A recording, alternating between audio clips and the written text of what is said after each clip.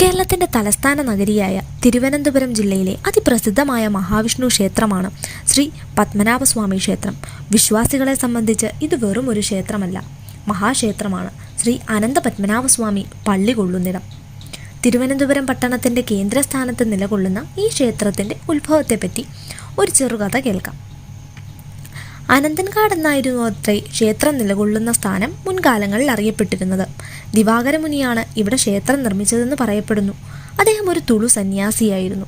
അങ്ങനെയിരിക്കെ ദിവാകരമുനിക്ക് മഹാവിഷ്ണു ബാലൻ്റെ രൂപത്തിൽ ദർശനം നൽകി. ഇങ്ങനെ നിത്യവും ബാലരൂപത്തിൽ ദിവാകരമുനിയുമായി സമ്മേളിക്കുകയും കുസൃതിത്തരങ്ങൾ കൊണ്ട് ദിവാകരമുനിയെ സന്തോഷിപ്പിക്കുകയും ചെയ്തു പോന്നു. ഒരു ദിവസം ബാലൻ ദിവാകരമുനി പൂജയ്ക്ക് ഉപയോഗിച്ചിരുന്ന സാളഗ്രാമങ്ങളിൽ ഒന്നെടുത്ത് വായിലിട്ടു. ദിവാകരമുനി കുപിതനാവുകയും ബാലനെ ഇടത് കൈകൊണ്ട് തള്ളി നീക്കുകയും ചെയ്തു. ബാലൻ അതോടെ മുനിക്ക് പ്രത്യക്ഷനാകാതെയായി. ദുഃഖിതനായ മുനി ബാലനെ അന്വേഷിച്ച് അലഞ്ഞു നടന്നു. ഒടുവിൽ അനന്തൻകാട്ടിലെത്തിയ മുനിക്ക് വിഷ്ണു വീണ്ടും ബാലരൂപത്തിൽ ദർശനം നൽകുകയും ഉടൻ തന്നെ ഒരു മരത്തിൻ്റെ പൊത്തിൽ അപ്രത്യക്ഷനാവുകയും ചെയ്തു. മുനി ആ മരച്ചുവട്ടിലിരുന്ന് തപസ് ആരംഭിച്ചു. കുറച്ചു നാളിനുള്ളിൽ വൃക്ഷം പിഴുതു വീണു. അപ്പോൾ തിരുവല്ലത്തു പാദവും തൃപ്പാപ്പൂരിൽ ശിരസുമായി വിഷ്ണു രൂപം പ്രത്യക്ഷമായി.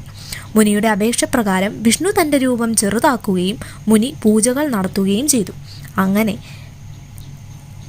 നമ്മുടെ ദിവാകരമുനി പൂജകൾ നടത്തിയ ആ ഇടമാണ് പത്മനാഭസ്വാമി ക്ഷേത്രം.